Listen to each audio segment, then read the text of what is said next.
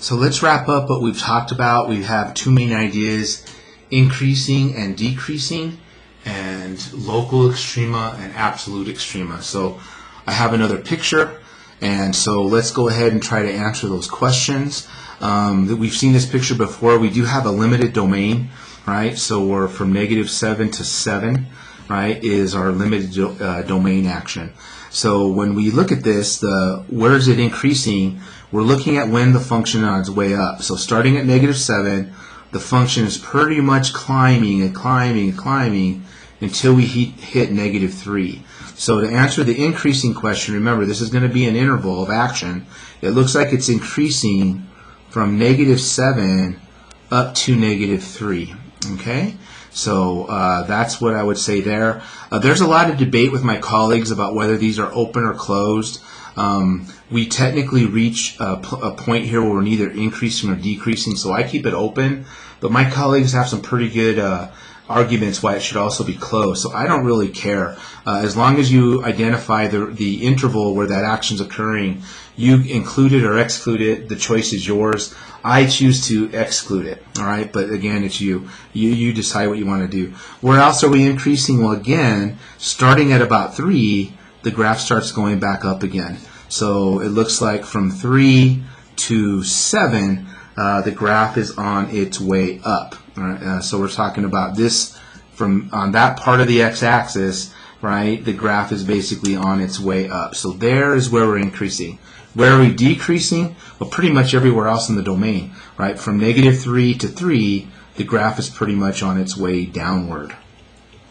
Okay, and again, I use parentheses. Some of my other colleagues use brackets. Your choice if you want to exclude or include those endpoints. I like to exclude them, but you can if you want. So there's the increasing, decreasing action.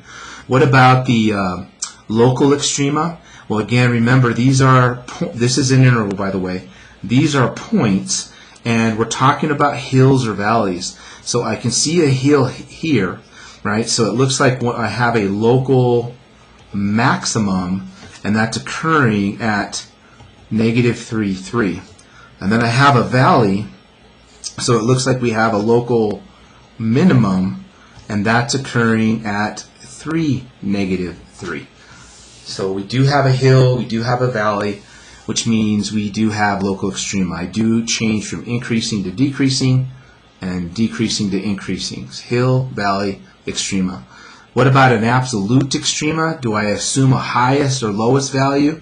Well, clearly right here, right, because that value is included, we do reach a lowest value, and that seems to be, right, let me write it over here. We have an absolute minimum occurring at -7, -8.5. Again, these are points. So we're talking extrema are points, increasing and decreasing as actions versus intervals. And then as far as an absolute extrema, again, it has to be, or excuse me, an absolute max. It has to be a point that is attainable. And this is a high value, but we're actually not actually reaching that value. So, hypothetically speaking, as we, 6.9, 6.99, 6.9999, 6.99999999, this is like 8.45, 8.4499, 8.49999, 8.49999. We actually never reach and assume that value of 8.5.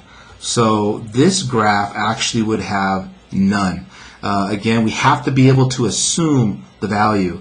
As a matter of fact, the only way we can guarantee that we have an absolute extrema is if we are, we'll talk about these attributes as well, but we have to be continuous, meaning there's no breaks in my graph, and we have to have a domain that is essentially closed.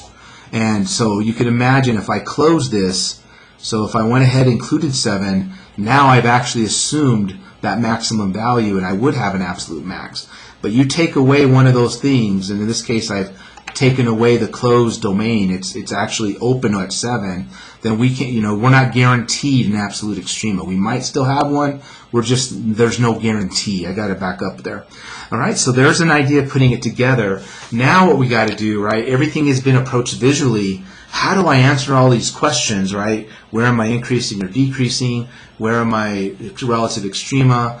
Where's my absolute extrema? How do I do it when I'm given a function that is in equation form? Well, you guessed it, right? Since this is very visual, and this isn't a calculus class, right? The way that we're going to approach that is with our graphing utility. Okay, so we will do that here shortly. I'm trying to get my TA84 fixed, and we'll see if I can get that going, and I don't have to use my Desmos anymore, but we'll see. See you guys in the next video.